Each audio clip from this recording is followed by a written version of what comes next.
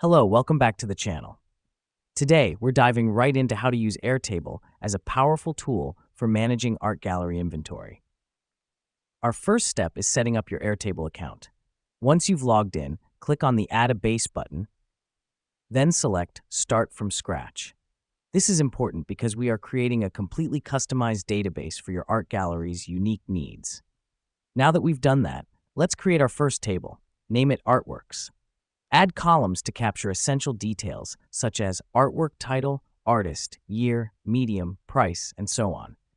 Remember, each piece of art is unique, and it's vital to keep track of these details for valuation, insurance, and sales purposes. Next up, we're adding images.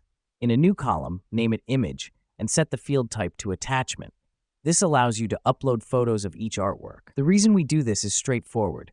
Having a visual reference right next to the artwork's details is incredibly useful and efficient. Now let's talk about linking records. Create a new table and name it Artists. This table will hold all the details about the artists, their bio, contact details, and the artworks they've created. In the Artworks table, change the Artist field type to Link to another record and link it to the Artists table. This helps us because it creates a relational database connecting the artist to their respective artworks. With that, we have the basics covered, but let me explain why this matters. With Airtable, you can filter, sort, and group your artworks based on any criteria: artist, year, medium, price, and so on. This makes your inventory management incredibly flexible and dynamic. And voila, you've successfully set up your art gallery inventory management using Airtable.